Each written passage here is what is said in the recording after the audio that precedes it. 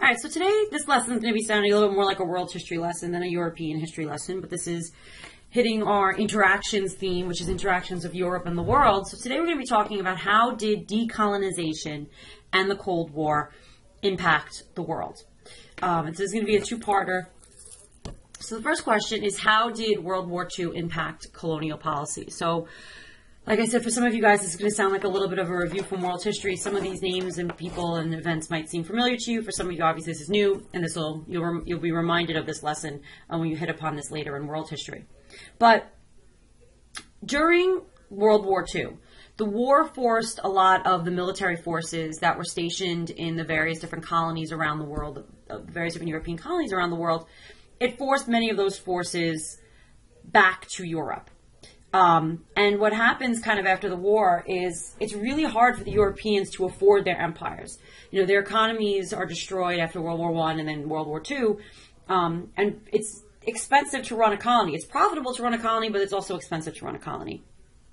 And this was one of the biggest things, if you're going to be working so hard to fight tyranny in Europe, to try to get rid of someone like a Hitler, then how can you justify being a tyrant yourself to your colonized people? Because for many, many years, and we'll see this more when we talk about this in world history, the British were not the best mothers, I guess you could say, to their, to their colonies. So they weren't always the kindest to the Indians. They did a lot of things that caused a lot of people to die in India. There was a lot of, mismanagement of the Indian people. So you kind of can't continue to be a tyrant over other people, while you're trying to fight that type of tyranny in Europe itself.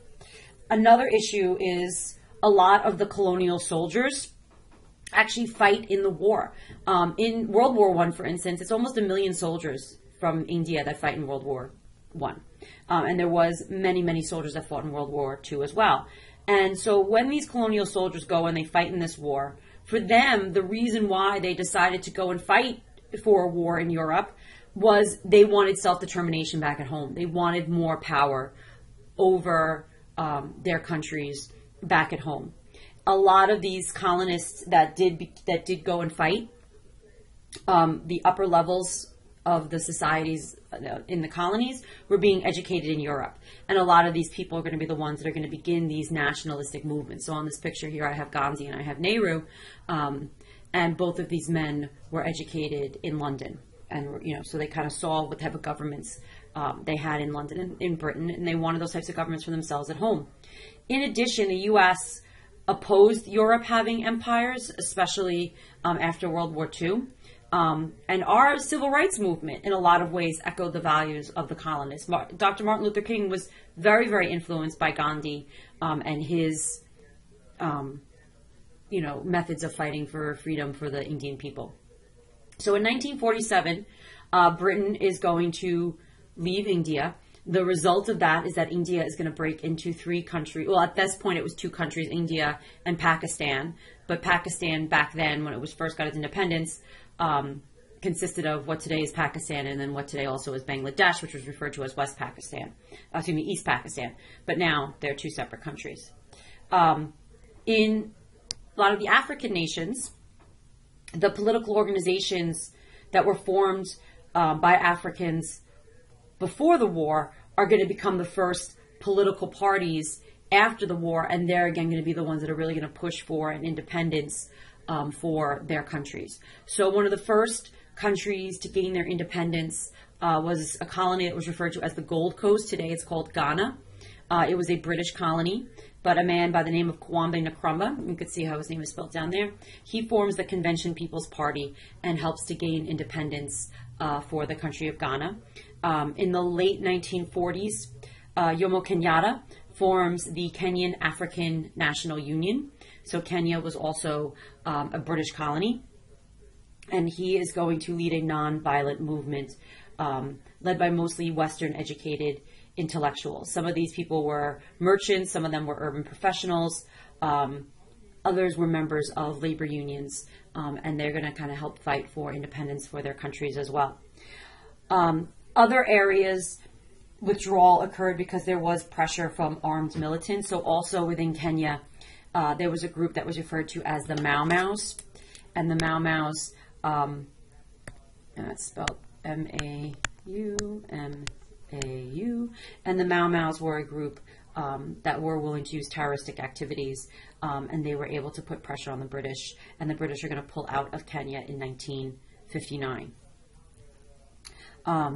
Now, in places like Egypt, for instance, we'll talk a little bit about that. We talked a little bit about Egypt in class in talking about the nationalization of the Suez Canal and how that affected, created a war in the Middle East and conflict between the U.S. and the Soviets. But Egypt was a protectorate of Great Britain since the 1880s, and if you remember, the main draw for Egypt, of course, is the Suez Canal. So in 1918, a political party was formed. It was called the WAFT. Hold on, I thought my pen was still working. It was called the WAFT Party. And this, again, was in Egypt. And their goal was to promote Egyptian independence. Egypt gains its independence in 1922, but technically it's still under British control. And so basically a monarchy was set up that really kind of ruled in the British favor. They ruled until 1953 when they were overthrown by an army coup and not Saddam, oh my lord, what's his name? Oh my god, we went over him in class and he's not in my notes and I forgot his name for a second.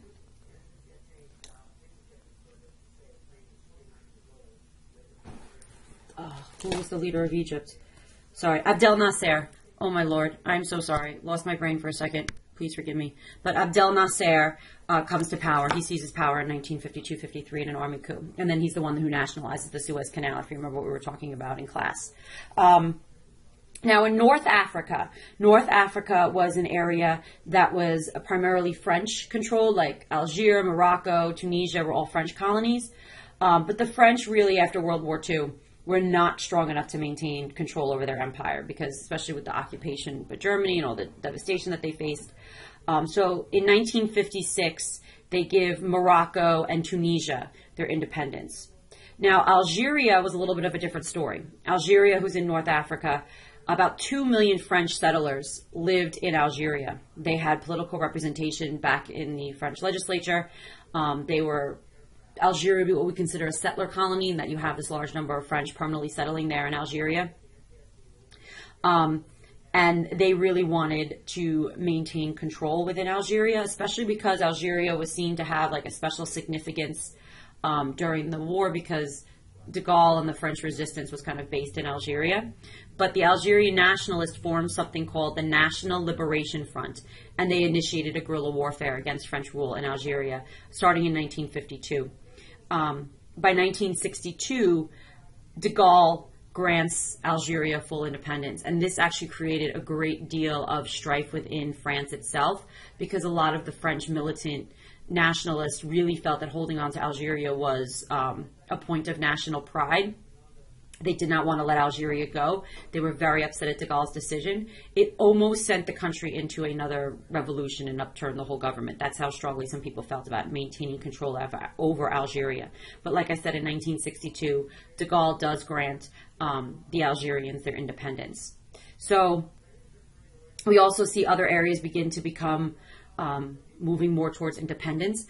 However, a country like South Africa was a little bit of a different situation. It was another one of these settler colonies. There were large numbers of British and then formerly Dutch settlers living there. But in 1912, the South African National Congress was formed, the ANC, the African National Congress, and it was formed by intellectuals within the South African community who wanted their full independence from Britain and wanted full equality. Because if you remember anything about South Africa is the country that had apartheid, where the races were legally kept separate and the whites had all the privileges, even though they were the minority, and the blacks, who were the majority, had no rights. So in the 1950s,